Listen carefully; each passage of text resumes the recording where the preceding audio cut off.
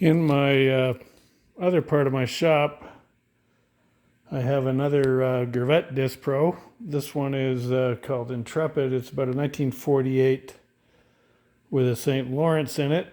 I've already taken all the mechanicals out in the device, and I'm just trying to do an assessment now that the boat is upside down of what I should do. A few things I can tell the boat has been worked on before.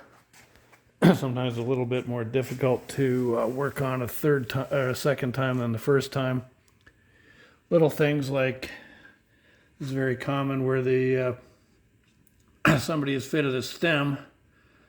To fine-tune the fit, it's quite easy to just run a piece of sandpaper through and shorten the planks, and move the sandpaper up and down, and that's a really easy way to fit things. The bad side is that the cedar sands way faster than the oak, so the planks get quite short. You can see here all the nails are right at the very ends of the planking.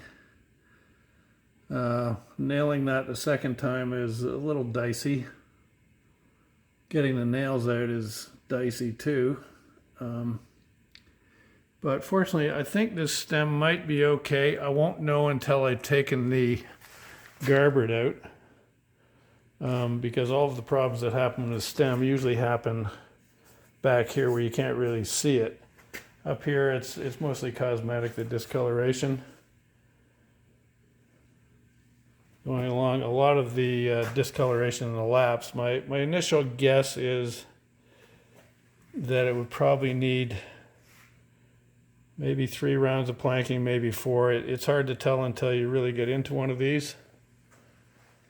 Of course, most people just want to know right off the bat what's it going to cost and how much is it worth, what can I sell it for. My answer to that is usually just don't.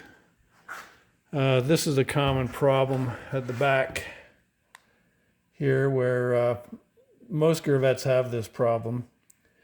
You can see here where the device bolts, or the bolts going through the side of the device, ideally go through 2 layers of planking at the lap here. That way you have 3/4 of an inch of planking to support the bolts as you tighten them up. Greavette's usually got this wrong, so the bolts go beside the planks. Here somebody's changed the second round, so they have got it right on this side. They didn't get it right on this side, so you can see here where they've added a piece of oak there to help out.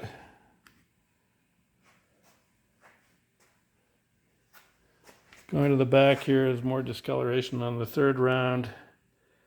The other thing I don't like about this particular boat is all of the nails, or a lot of the nails, are very close to the edge of the planking. This is usually an indication that when the boat was built, somehow the laps weren't quite wide enough, so they had to keep the nails right at the edge of the planks. I've taken some Greavette boats apart, and the lap is supposed to be 7/8 of an inch to 1 inch wide. I've seen some Greavettes where it's down to 3/8 of an inch, where the planks are barely overlapping. Going to the back here, the stern post has a bit of discoloration, but it's the same deal as the stem, where the problem that could be happening would be right here under the plank, where I won't know until I've taken this plank out. Looking at the side of the boat, you can tell here where it was stripped at one point, but it was probably weathered, so it's not really a uniform color. I would think if this boat was stripped down to bare wood on the outside, you could probably get a much better looking finish. What happens with cedar quite often too is it gets bleached out and it loses a lot of its color. The main reason this boat initially came in here was because of where it was moored. I have the garboard here was chafing against some of the Canadian shield, which I guess it didn't like. A few of the repairs here from before I'm not crazy about. Never been a fan of short planks. I just find they're more difficult to do than doing the whole length.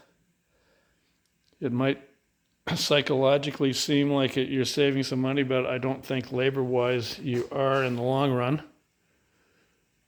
It used to be I used to just look at the labor and not really worry about the material.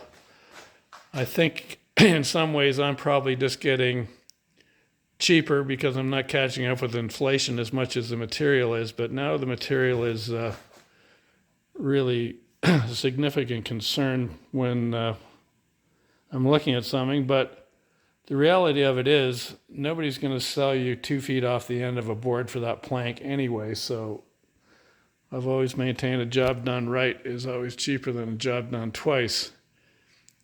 This is the starboard side of the boat. Now, I'm assuming I'm doing the center 2 rounds, but I'm looking at the rest of the planking here. Some discoloration, a little softness on the 3rd round there.